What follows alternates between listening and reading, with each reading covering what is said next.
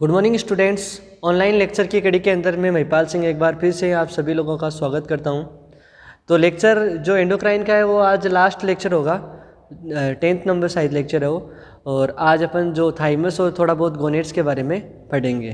तो सबसे पहले अपन शुरू करते हैं थाइमस से।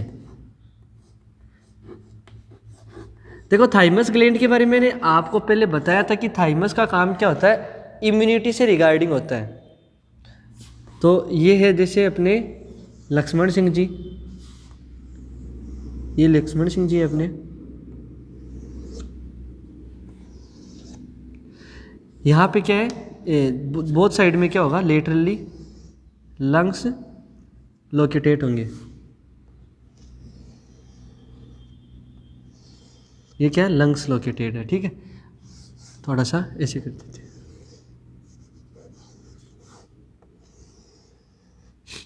और ये जो स्पेस है, इस स्पेस को अपन ने क्या बोला, थोरेसिक कैविटी। थोरेसिक कैविटी के अंदर क्या होता है, मीडिया स्टर्नम या स्टर्नम होता है। ठीक है, यहाँ पे होता है मीडिया स्टर्नम और स्टर्नम। और ये है रूट ऑफ नेक, इसको बोला अपन ने रूट ऑफ नेक।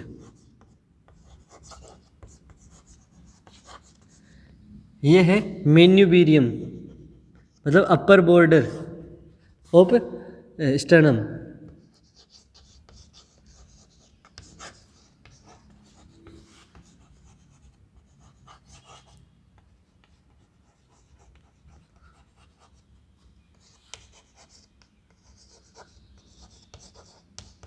यहाँ से सीवीपी भी चेक करते हैं मेन्यूबीरियम से। ठीक है, 0 पॉइंट।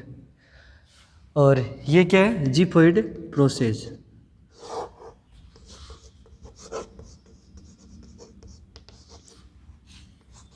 जिफोइड प्रोसेस।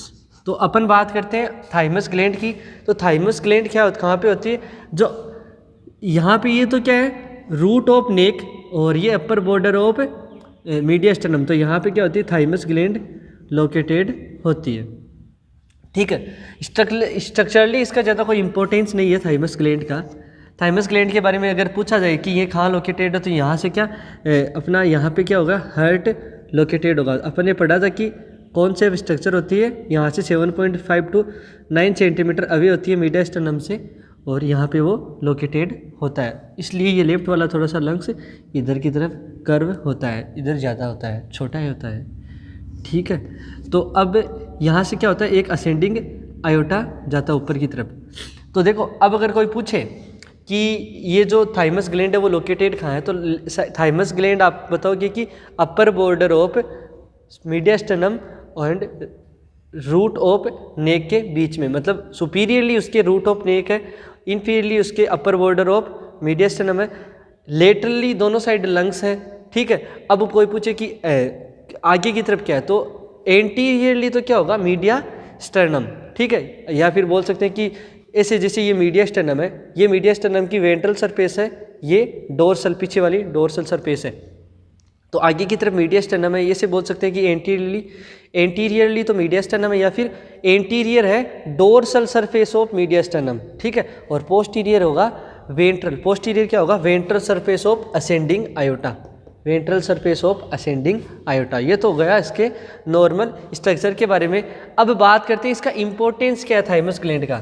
देखो, थाइमस ग्लैंड का काम होता है इम्यूनिटी के अंदर काफ़ी बड़ा मेजर रोल होता है। थाइमस ग्लैंड का काम इम्यूनिटी के अंदर काफ़ी बड़ा और काफ़ी मेजर रोल होता है। थाइमस ग्लैंड क्या करती है, थाइमस ग्लैंड क्या करती है, जो अपना ये बोन है, इस बोन के अंदर क्या होगा, यहाँ पे रेड बोन मेरो है मान लो। ठीक है, ये रेड बोन मेरो है। रेड बोन मेरो के अंदर क्या होता है, स्टेम सेल। क्या ये रेड बोन मेरो है, रेड बोन मेरो के अंदर क्या होता है, स्टेम सेल होती है। क्या होती है, स्टेम सेल होती है। ठीक है, अब स्टेम सेल के अंदर क्या होता है, एक तो होती है कॉमन माइलॉइड स्टेम सेल, एक होती है कॉमन लिम्फोइड स्टेम सेल। ये होता है कॉमन माइलॉइड स्टेम सेल। ये दोनों मिलकर क्या करती है, आरबीसी, डब्ल्यूबीसी और प्लेटलेट का फॉर्मेशन करती है। ये कॉमन लिम्फोइड स्टेम सेल होती है, इसका काम होता है जो लिम्फोसाइट्स का फॉर्मेशन करना, क्योंकि ये क्या करती है, लिम्फोसाइट का फॉर्मेशन करती है। लिम्फोसाइट का फॉर्मेशन करती है। यहाँ पे दो लिम्फोसाइट होती है, एक तो होती है टी लिम्फोसाइट, एक होती है बी लिम्फोसाइट।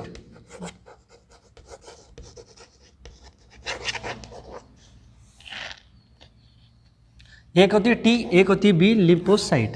ठीक है, अब यहाँ पे क्या होता है, ये जो थाइमस ग्लैंड होती है ये क्या करती है, यहाँ पे क्या करती है, जो रेड बोन मेरो के अंदर स्टेम सेल से या जो कॉमन लिम्फोइड स्टेम सेल से जो WBC का एक टाइप है लिम्फोसाइट, जो कि जिसका फॉर्मेशन होता है, यहाँ पे एक होती है बी लिम्फोसाइट और एक होती है टी लिम्फोसाइट। तो ये क्या करता है, ये जो टी लिम्फोसाइट होती है इसका क्या करता है, थाइमस मैच्योरेशन करता है। टी लिम्फोसाइट्स का क्या करता है, लिम्फोसाइट का क्या करता है, मैच्योरेशन करता है। तो मेन काम होता है इसका टी लिम्फोसाइट का मैच्योरेशन। यहाँ पे एक ग्रुप ऑफ हार्मोन होता है थाइमोसिन, वो क्या करता है, टी लिम्फोसाइट का मैच्योरेशन का काम करता है। तो टी लिम्फोसाइट का मैच्योरेशन का काम किसका होता है, थाइमस ग्लैंड का। अब देखो टी लिम्फोसाइट और बी लिम्फोसाइट दोनों का प्रोडक्शन तो रेड बोन मेरो के अंदर ही होगा, लेकिन टी लिम्फोसाइट इमेच्योर होकर ब्लड के अंदर आएगी, यहाँ से रिलीज होगी टी लिम्फोसाइट, वो इमेच्योर होगी और ब्लड में आएगी, ब्लड से वो थाइमस ग्लैंड के पास जाएगी और थाइमस ग्लैंड में थाइमोसिन एक ग्रुप ऑफ हार्मोन होता है, वो क्या करता है, टी लिम्फोसाइट्स को मैच्योर करने का काम करता है। अपन ने पढ़ा था बी लिम्फोसाइट और टी लिम्फोसाइट, एक तो सेल मीडिएटेड इम्यूनिटी थी, एक ह्यूमोरल इम्यूनिटी थी। ठीक है, तो टी लिम्फोसाइट क्या होती है, टी लिम्फोसाइट से जो इम्यूनिटी मिलती है वो कैसी होती है, सेल मीडिएटेड इम्यूनिटी। ठीक है, क्योंकि ये क्या करती है, ब्लड में रिलीज होती है, एक सेल के पास जाती है थाइमस ग्लैंड के अंदर, और वहाँ पे जाके थाइमोसाइट के पास जाके थाइमोसिन लेके वहाँ से ये सीखती है काम करना, वहाँ पे जाके ये मैच्योर होती है, इनको आगे जो होने वाला युद्ध है उसके लिए तैयार किया जाता है। अर्थात अपनी बॉडी को जो भी एंटीजन है, चाहे बैक्टीरिया हो, चाहे वायरस हो, चाहे फंगाई हो, उससे लड़ने के लिए यहाँ पे इसको तैयार किया जाता है, मजबूत किया जाता है थाइमस ग्लैंड के अंदर। ठीक है, तो यहाँ पे क्या होता है, मैक्सिमम जो टी लिम्फोसाइट जाती है उनमें से कुछ तो क्या हो जाती है, वहीं डिस्ट्रॉयड हो जाती है, क्योंकि क्या होता है वहाँ पे उनको सिखाया जाता है कि एंटीजन के खिलाफ कैसे आपको रिएक्ट करना है।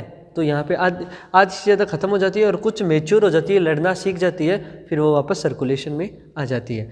तो थाइमस ग्लैंड का काम होता है टी लिम्फोसाइट को क्या करना, मैच्योर करना। इसके अलावा बी लिम्फोसाइट्स को भी ये क्या करती है, फंक्शनली तैयार करती है। बी लिम्फोसाइट का प्रोडक्शन और मैच्योरेशन दोनों रेड बोन मेरो में होती है, लेकिन फंक्शनली तैयार करने का काम भी टी लिम्फोसाइट्स का थाइमस ग्लैंड का होता है। ठीक है, तो ये बात ध्यान रखना थाइमस ग्लैंड के बारे में। और वो जो हार्मोन है वो है थाइमोसिन, जो कि इसमें मदद करता है। थाइमोसिन का ही काम होता है क्या करना, मैच्योरेशन कराना टी लिम्फोसाइट्स का। तो ये छोटी सी ग्लैंड है थाइमस ग्लैंड, जिसके बारे में कुछ ज़्यादा नहीं है, जो मैंने आपको बता दिया। दो ही फंक्शन है, इतना सा छोटा सा फंक्शन है। उसके बाद में अपन बात करेंगे गोनेड्स के बारे में। वैसे गोनेड्स रिप्रोडक्टिव सिस्टम का पार्ट है, लेकिन अपन थोड़ी सी बात करेंगे गोनेड्स के बारे में।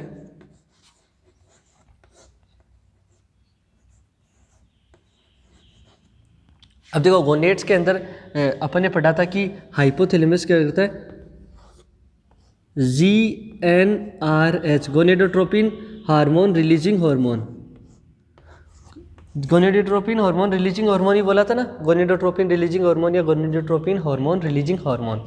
इनके अंदर क्या होता है, जो ये जाता है रिलीज करवाने का काम करता है, ये जाता है पिट्यूटरी ग्लैंड के पास, और पिट्यूटरी ग्लैंड से क्या करवाता है, जो गोनेडोट्रोप सेल है उसको स्टिमुलेट करता है। ये क्या करता है, गोनेडोट्रोप्स सेल्स होती है उनको स्टिमुलेट करेगा, और गोनेडोट्रोप से LH और FSH रिलीज होगा। गोनेडोट्रोप से LH और FSH रिलीज होगा। गोनेडोट्रोप से LH और FSH रिलीज होगा। अब देखो क्या हो रहा है, अपन बात करेंगे दो मेन हार्मोन के बारे में। एक तो होगा LH, एक होगा FSH। इसके अलावा टेस्टोस्टेरोन और एक होगा एस्ट्रोजन प्रोजेस्टेरोन।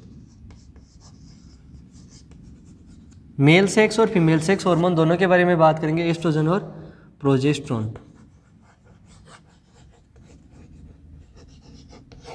ठीक है, अपन सिस्टम से बात करेंगे कैसे कैसे चारों हार्मोन। तो सबसे पहले अपन ने अपने क्या किया, हाइपोथैलेमस के पास गए।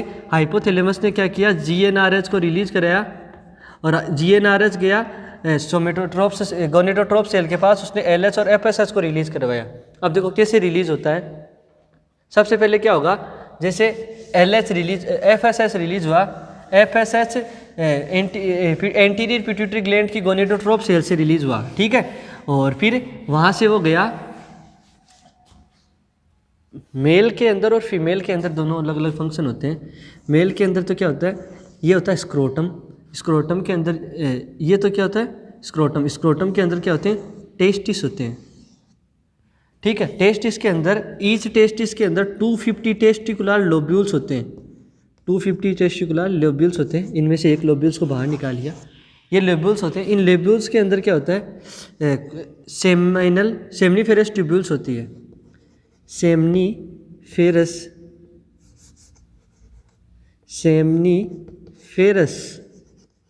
ट्यूब्यूल्स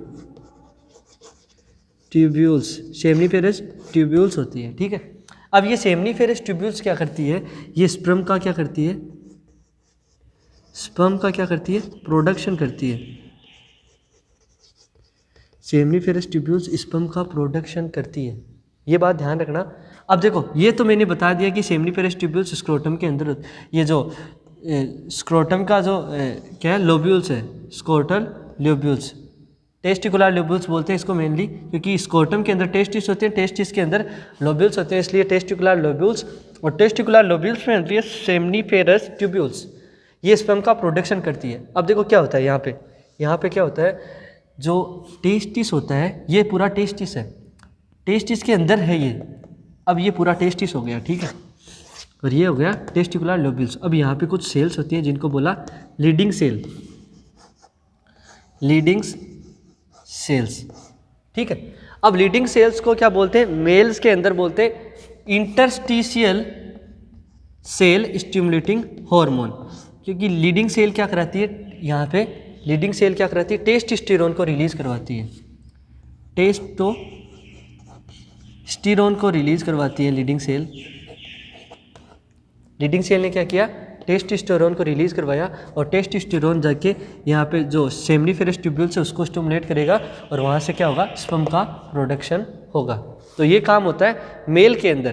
ठीक है, अब एलएच और एफएसएच की बात करें अपन, एलएच, क्योंकि ये ल्यूटिलाइजिंग हार्मोन, स्टिमुलेटिंग हार्मोन दरअसल एलएच ही है। एलएच ही क्या होता है, ल्यूटिलाइजिंग सेल स्टिमुलेटिंग हार्मोन होता है, जिसने क्या किया, टेस्टोस्टेरोन को रिलीज करवाया। ठीक है, ये तो हुआ मेल के अंदर काम। अगर बात करें एलएच की फीमेल के अंदर, वो आगे बात करेंगे, क्योंकि ये अभी बता देता हूँ, ये सिर्फ करेगा ओवुलेशन करवाएगा, वहाँ पे ओवुलेशन करवा के प्रोजेस्टेरोन को रिलीज करवाने का काम कराएगा। एलएच मेल के अंदर, फीमेल के अंदर अपन बात कर चुके हैं पहले भी, तभी शॉर्ट बता रहा हूँ कि एलएच क्या करेगा, मेल के अंदर तो टेस्टोस्टेरोन को रिलीज करवाएगा और लीडिंग सेल से, और वो टेस्टोस्टेरोन जाएगा सेमनीफेरस ट्यूब्यूल्स के पास, और यहाँ पे क्या होगा, स्पर्म का क्या होगा, प्रोडक्शन होगा। जबकि एफएसएच होगा, एफएसएच भी काम यही करेगा। ये यहाँ पे टेस्टोस्टेरोन को रिलीज करवा रहा था, लेकिन एफएसएच सीधा यहाँ जाएगा और स्पर्मेटोजेनेसिस में मदद करेगा, स्पर्मेटोजेनेसिस में मदद करेगा।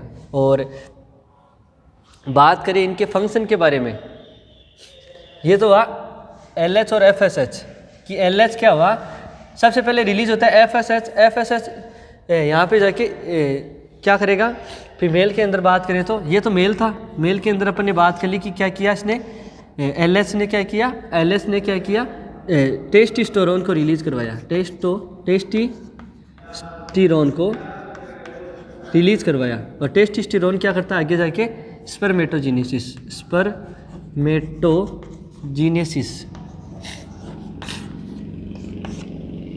टेस्टोस्टेरोन स्पर्मेटोजेनेसिस कराता है। अगर टेस्टोस्टेरोन का लेवल बढ़ता है बच्चे के अंदर, प्यूबर्टी के अंदर टेस्टोस्टेरोन का लेवल बढ़ता है, प्यूबर्टी के अंदर क्या होता है, टेस्टोस्टेरोन का लेवल बढ़ता है, जिससे उसका उस पर क्या होता है,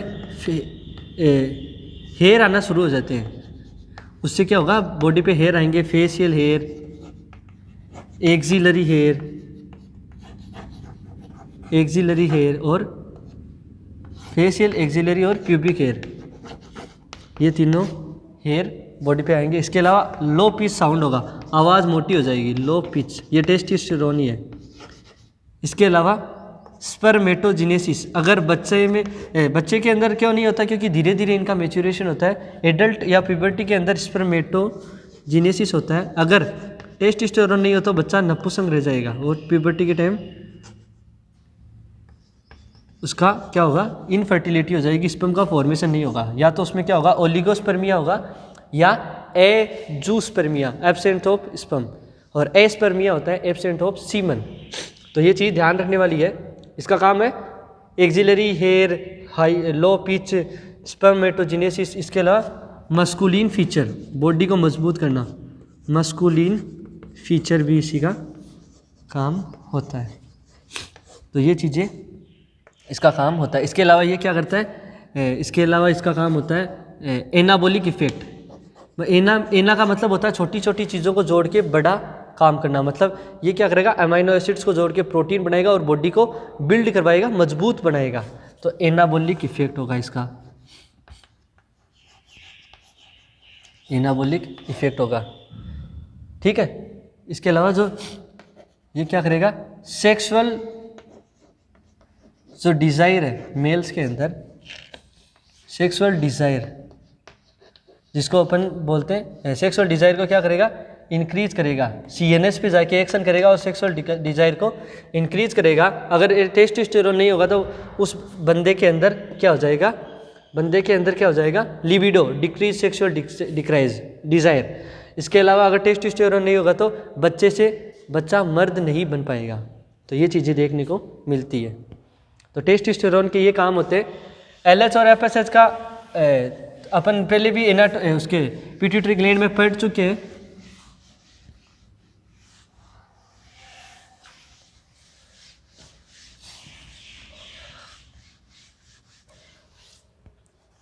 ठीक है, एलएच का अपन ने पढ़ा था, ये तो टेस्टोस्टेरोन का बता दिया।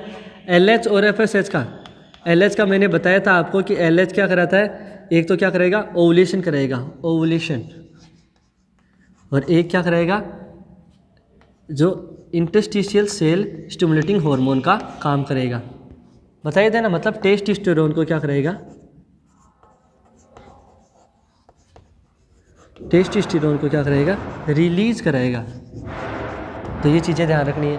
जबकि एफएसएच की बात करें, एफएसएच की बात करें, फोलिकुलर स्टिमुलेटिंग हार्मोन, तो ये क्या करेगा, एक तो स्पर्मेटोजेनेसिस करेगा, स्पर्मेटोजेनेसिस। इसके अलावा ये क्या करेगा, स्पर्मेटोजेनेसिस के अलावा ये क्या करेगा, थीका सेल है ना, जो ग्राफियन फॉलिकल्स की, जो ग्राफियन में फीमेल्स के अंदर बात करें, थीका सेल है ग्राफियन फॉलिकल्स की, उनको स्टिमुलेट करा के, इसके अंदर होती है थीका सेल, इनको स्टिमुलेट करा के यहाँ से एस्ट्रोजन रिलीज कराएगा।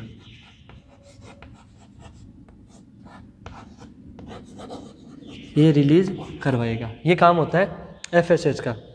और एलएच का मैंने बता दिया कि इसने क्या किया, ग्राफियन फॉलिकल्स को क्या रप्चर करके ओवुलेशन कराया, ग्राफियन फॉलिकल्स को क्या कर दिया, रप्चर कर दिया। ये काम होता है इनका। और टेस्टोस्टेरोन का मैंने बता ही दिया कि कैसे काम करता है। टेस्टोस्टेरोन मेल सेक्सुअल हार्मोन है। अब फीमेल सेक्सुअल हार्मोन होता है एस्ट्रोजन और प्रोजेस्टेरोन। तो सबसे पहले बात करेंगे ये रिलीज कैसे होते हैं। एस्ट्रोजन और प्रोजेस्टेरोन कैसे रिलीज होते हैं। सबसे पहले क्या होगा, वही हाइपोथैलेमस, ये क्या है, हाइपोथैलेमस है। हाइपोथैलेमस ने क्या किया, जैसे gonadotropin hormone releasing hormone release कराया। ये गया पिट्यूटरी ग्लैंड के पास, पिट्यूटरी ग्लैंड के पास जाके इसने जो गोनेडोट्रोप सेल उनको स्टिमुलेट किया, और गोनेडोट्रोप सेल ने क्या किया, एफएसएच रिलीज कराया। ये एफएसएच फीमेल में गया ओवेरी के अंदर, ओवेरी ने क्या करवाया, ओवेरी के अंदर जाके ओवेरी के अंदर क्या गया, जो फॉलिकल्स प्रेजेंट होते हैं ओवेरी के अंदर, देखो ये ओवेरी होती है, पिंक कलर की ओवेरी होती है, कलर होता है पिंक। अगर स्ट्रक्चर की बात करें तो इसकी लेंथ होती है 3 सेंटीमीटर लॉन्ग, विड्थ होती है 2 सेंटीमीटर और डायामीटर या थिकनेस होता है 1 सेंटीमीटर। ठीक है, आई बॉल का शेप भी ऐसा ही होता है, ओवेरी का शेप जैसा होता है वैसा ही आई बॉल का शेप होता है। ठीक है, ये बात ध्यान में रखना। इसको वैसे आलमंड शेप से वो नाम से भी जानते हैं, आलमंड शेप के नाम से भी बताते हैं कि कई बार पूछा जाता है कि ओवरी की शेप कैसी होती है, तो आलमंड को ज़्यादा सही माना जाता है। ठीक है, इसके अलावा बात करिए लोकेटेड कहाँ होती है, तो ये क्या होता है, जैसे पेल्विस है, पेल्विस की यहाँ पे सेलो केविटी होती है, अपर पार्ट ऑफ पेल्विस पे यहाँ पे सेलो केविटी होती है। सेलो केविटी में यहाँ पे क्या होता है, ये जो ओवेरी होती है वो यहाँ पे लोकेटेड होती है, और ये क्या करती है, जो ओवेरियन लिगामेंट है उससे यूट्रस का जो अपर पार्ट होता है उससे जुड़ी हुई होती है। ओवेरियन लिगामेंट द्वारा ओवेरी यूट्रस के अपर पार्ट द्वारा जुड़ी हुई होती है, और जो यूट्रस के पीछे जो ब्रॉड लिगामेंट होता है उससे जुड़ी हुई होती है। जो ब्रॉड लिगामेंट होती है पीछे से, यूट्रस के पीछे से जो ब्रॉड लिगामेंट होती है उससे काफ़ी सारे लिगामेंट के थ्रू ये जुड़ी हुई होती है। ठीक है, तो ये चीज़ भी आपको दिमाग में रखनी है कि ये कैसे जुड़ी हुई होती है। अब बात करें ओवेरी के बारे में, ये ओवेरी के अंदर क्या होते हैं, फॉलिकल्स होते हैं। जो ये फॉलिकल्स बताए इनको प्रीमोडियल फॉलिकल बोलते हैं। जैसे यहाँ से ओवेरी से एफएसएस आता है तो प्रीमोडियल फॉलिकल्स में क्या होता है, धीरे धीरे डेवलपमेंट होता है, इसमें प्राइमरी सेकेंडरी टर्सरी फॉलिकल बनते हैं, मतलब ग्राफियन फॉलिकल बनते हैं, और ये ग्राफियन फॉलिकल से थीका सेल को स्टिमुलेट करेगा और वहाँ से एस्ट्रोजन रिलीज कराएगा, एस्ट्रोजन। अब ये एस्ट्रोजन यहाँ से उठ के क्या करेगा, वापस जाएगा किधर, पिट्यूटरी ग्लैंड के पास, और इसने रिलीज करवा दिया एलएच। अब ये एलएच वापस यहाँ पे ग्राफियन फॉलिकल्स के पास आएगा और ग्राफियन फॉलिकल्स को रप्चर कर देगा। तो रप्चर करने से क्या हो जाएगा, ओवा रिलीज हो जाएगा। यहाँ पे क्या छोटी छोटी जो सेल्स है इनके बीच में कुछ ओवा होता है, ये फिर धीरे मैच्योर होता है।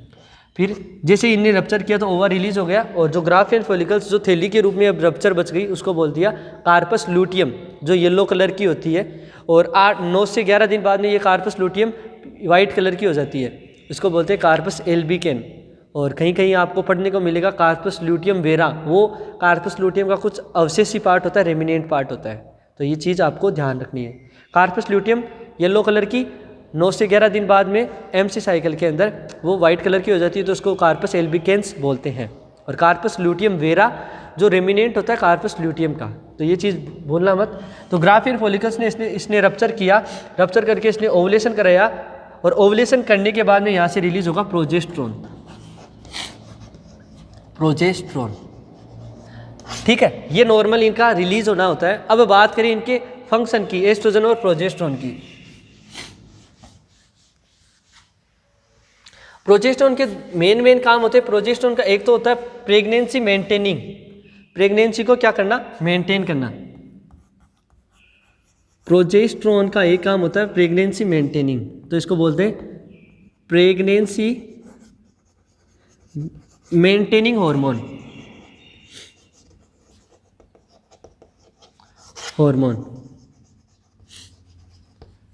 ये प्रेगनेंसी मेंटेन करने का काम करता है, क्योंकि क्या करता है, ये यूटेराइन जो लाइनिंग होती है, जो डेसिडुआ बनता है एंडोमेट्रियम से, उसको क्या करता है, मेंटेन रखता है, उसको बनाए रखता है, उसको टूटने से बचाने का काम करता है प्रोजेस्ट्रॉन। ठीक है, इसके अलावा अगर बात करें एस्ट्रोजन की, तो एस्ट्रोजन के मल्टीपल फंक्शन होते हैं।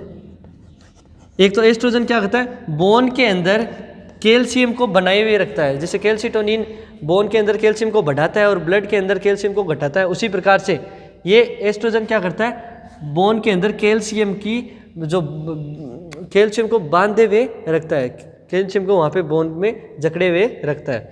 और इसके अलावा ये वेजोडाइलेशन कराता है, वेजोडाइलेशन, एक calcium deposition in bone, bone को मजबूत करता है। अगर एस्ट्रोजन नहीं है आफ्टर मिनोपॉज, तो औरतों के अंदर आपको ओस्टियोपोरोसिस देखने को मिलता है, मतलब बोन के अंदर छेद हो जाएंगे, कैल्शियम की कमी हो जाएगी।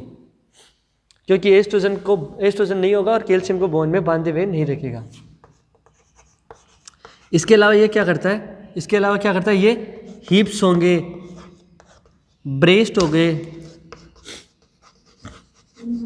हिप्स और ब्रेस्ट के अंदर क्या करेगा, फैटी टिश्यू या एडिपोज टिश्यू का डिपोजिशन, फैटी और एडिपोज टिश्यू का डिपोजिशन, जिससे ब्रेस्ट एनलार्ज दिखाई देंगे और जो छोटी बच्ची होगी उससे लड़की बनेगी। तो पहले क्या होता है, बच्चे और बच्ची में इतना डिफरेंस नहीं हो पाता, लेकिन जैसे ब्रेस्ट एनलार्जमेंट होंगे, जैसे हिप्स एनलार्ज होंगे, यहाँ पे क्या होगा, पेट का और एडिपोज टिश्यू बोल सकते हैं इनको, पेट या एडिपोज टिश्यू, इनका डिपोजिशन होगा ब्रेस्ट और हिप्स के सराउंडिंग, ठीक है। इसके अलावा यहाँ पे क्या होगा, जो पेल्विस होगी वो शेलो होगी, पेल्विस को क्या कर देगा, शेलो, ताकि बेबी बर्थ कर सके, आराम से बेबी डिसेंड हो सके। पेल्विक क्या हो जाएगी, थोड़ी सी लार्ज पेल्विस हो जाएगी। तो ये काम होता है अपना एस्ट्रोजन का, मेन काम ये होते हैं एस्ट्रोजन के, ठीक है। तो ये याद में रखना है। इसके अलावा इसको एस्ट्रोजन को क्या बोलते हैं, MC cycle maintaining, MC maintaining hormone, menstrual cycle maintaining, क्योंकि एमसी साइकिल को मेंटेन रखने का काम करता है। हार्मोन के नाम से भी इसको जानते हैं। इसके अलावा ये क्या करता है, आवाज़ को लो करता है, लो पिच, मतलब औरतों की आवाज़ को तीखा करने का काम इसी का होता है। इसके अलावा फीमेल्स के अंदर जो एक्सिलरी हेयर होते हैं, प्यूबिक हेयर होते हैं, उनको ग्रो कराने का काम इसी का होता है। तो ये बात भी आपको ध्यान में रखनी है।